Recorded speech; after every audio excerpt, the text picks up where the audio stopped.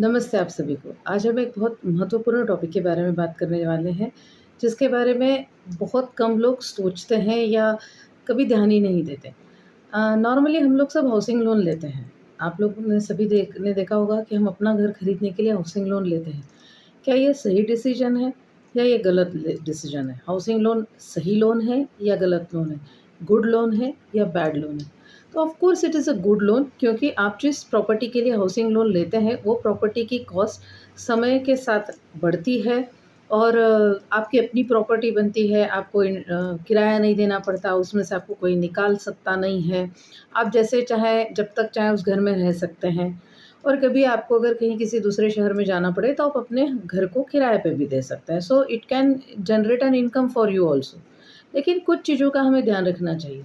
Normally लोग housing loan की बात जब करते हैं तो सोचते हैं कि जितना हम कम स्पान रख लेंगे, जितनी जल्दी लोन रिपे हो जाएगा उतना अच्छा। तो यहाँ पर थोड़ी-सी सोच परिवर्तन की ज़रूरत है। हम हाउसिंग लोन का जितना लंबा स्पान लेके रख सकते हैं उतना अच्छा। उसके 2 कारण हैं। सबसे पहली बात तो मार्केट पे मिलने वाले जितने भी लोन्स हैं उसमें से सबसे कम रेट ऑफ इंटरेस्ट पर ये लोन अवेलेबल रहता है। दूसरी महत्वपूर्ण बात कि जब आप इस लोन का इंटरेस्ट रिपे करते हैं तो ये इंटरेस्ट की छूट आपको इनकम टैक्स में मिलती है और मोस्टली इसीलिए हाउसिंग लोन लिया भी जाता है। तो ये जो इंटरेस्ट की छूट है जब तक आप लोन भरते रहेंगे तभी तक आपको मिलेगी। तो इसलिए भी इसको जल्दी रिपे करने के बारे में नहीं सोचना चाहिए। इसको लंबे समय तक लेना चाहिए, इसलिए जितना लंबा रिपेयरमेंट समय मिले 20 साल, सॉरी 25 साल, व्हाटएवर लंबा, जितना लंबा समय आप इसके लिए ले सकते हैं।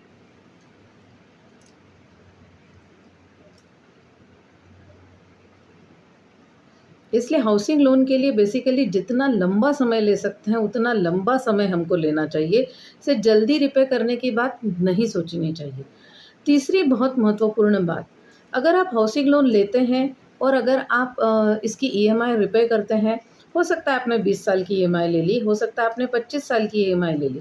लेकिन 25 साल बाद, 20 साल बाद 2 चीज़ें होती हैं। अगर आपने फ्लैट लिया है तो उस फ्लैट की एप्रिसिएशन बहुत ज़्यादा नहीं होगा, क्योंकि फ्लैट समय के साथ पुराना होता जाता है।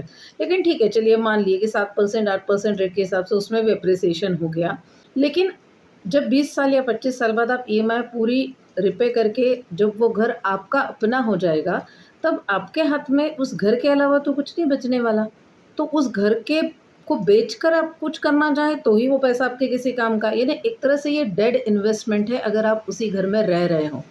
Emotionally it is a good decision कि हम अपने घर में रह रहे हैं, it is a matter of pride, सम्मान का विषय है, लेकिन अदरवाइज़ ये डेड इन्वेस्टमेंट है। तो अब इस डेड इन्वेस्टमेंट को प्रॉफिटेबल इन्वेस्टमेंट में कन्वर्ट करने के 2-3 तरीके हैं। लेकिन उसके पहले एक चीज़ जानना बहुत ज़रूरी है। सपोज़ आपने हाउसिंग लोन लिया, आपने देखा होगा जो कंपनीज़ हाउसिंग लोन देती है, वो नॉर्मली आपसे इंसिस्ट करती है कि आप इंश्योरेंस पॉलिसीज़ लीजिए। क्यों लीजिए? क्योंकि कल को अगर आपको कुछ हो जाए, मतलब आप ईश्वर ना करे कभी कुछ गलत घटना अगर अनहोनी हो गई, तो फिर उस हाउसिंग लोन को रिपे करने के लिए आपकी फैमिली को जो उनके पास बचा हुआ इन्वेस्टमेंट्स है या पैसा है वो रिपे करके हाउसिंग लोन रिपे कर देंगे, तो घर तो उनका हो जाएगा, लेकिन उनकी बाकी ज़रूरतें पूरी करने के लिए फिर पैसा कहाँ से आएगा? तो इसीलिए हाउसिंग लोन की कॉस्ट के अकॉर्डिंगली आपकी लाइफ पे इंश्योरेंस होना बहुत ज़रूरी है, जिससे कि अगर किसी अनहोनी के होने की दशा में आपकी लाइफ इंश्योरेंस की पॉलिसी जो रहेगी, वो उस हाउसिंग लोन को रिपे कर सके और आपका जो जमा किया हुआ पैसा है, वो आपके परिवार वाले उनके अदर ज़रूरतों के लिए पूरी कर सकें। और इसके लिए बेस्ट इंश्योरेंस होगा टर्म इंश्योरेंस। तो always buy a term insurance if you are taking a housing loan. Secondly, जो आपको बहुत महत्वपूर्ण चीज़ें याद रखनी है वो ये है कि नॉर्मली हम इस अनहोनी की तो सोच लेते हैं कि अगर हम ना रहे तो क्या होगा? लेकिन कभी आपने सोचा है कि हम हैं, लेकिन हम काम नहीं कर पा रहे, ऐसी स्थिति आ जाए तो? होता है कई बार फ्रेंड्स, और इसी को कहते हैं अनहोनी। तो इसको कहते हैं हम परमानेंट डिसेबिलिटी, यानी हम काम करने की दशा में ही नहीं रहे या इस स्थिति में ही नहीं रहे कि हम काम करना चाहे पर हम काम कर सकते हैं। ऐसी केस में तो और ज़्यादा स्थिति बुरी हो जाती है, क्योंकि आपका इंश्योरेंस का क्लेम तो आपको मिलेगा नहीं और आप इनकम अर्न करने की पोजीशन में भी नहीं रहे, तो फिर क्या करेंगे? इसी के लिए एक और इंश्योरेंस बहुत ज़रूरी है, जिसे परमानेंट एक्सीडेंट पॉलिसी कहा जाता है, और इसमें आपका परमानेंट डिसेबिलिटी या पार्शियल डिसेबिलिटी कवर रहती है। तो आपके जो भी फाइनेंशियल एडवाइज़र है उससे आप ये 2 इंश्योरेंसेस ज़रूर करवाएँ, आपका टर्म इंश्योरेंस और आपका परमानेंट डिसेबिलिटी पॉलिसी वाली या परमानेंट एक्सीडेंट पॉलिसी उसको कहा जाता है, जिससे आप दोनों ही केस में अगर कुछ हो जाए तो भी, और अगर किसी वजह से काम न कर पाए या काम पर नहीं जा पाए, ये स्थिति उत्पन्न हो जाए तो भी आप अपने हाउसिंग लोन को दोनों ही केस में पूरा चुका सकते हैं। और आप हैं तो आप तो अपनी इनकम से उसको चुका ही देंगे। अब चलिए, हमने आपसे बात की थी कि ये जो हाउसिंग लोन आपने लिया और पॉलिसी प्रॉपर्टी खरीदी और 20-25 साल बाद वो प्रॉपर्टी आपके पास आ गई। मैंने आपको बोला था इसका स्पान बढ़ा दीजिए। हमें इसको प्रॉफिटेबल बनाने के लिए क्या करना है, सपोज़ आपने 15 साल का हाउसिंग लोन लिया और आपकी ईएमआई आती है 15,000 रुपये, जस्ट एग्जांपल ले रही हूँ मैं। पर वहीं अगर आपने 15 साल की जगह उस हाउसिंग लोन के पीरियड को 20 साल कर लिया है या 25 साल कर लिया और अब आपकी ईएमआई आ रही है 15,000 की जगह 10,000 रुपये, तो आप 15,000 देने को तैयार थे ना? पहले भी आपने माइंडसेट तो बना लिया था कि मैं छोटा स्पान रखूँगा, जल्दी ईएमआई दे दूँगा, जल्दी लोन चुकता हो जाएगा और मेरा घर फ्री हो जाएगा।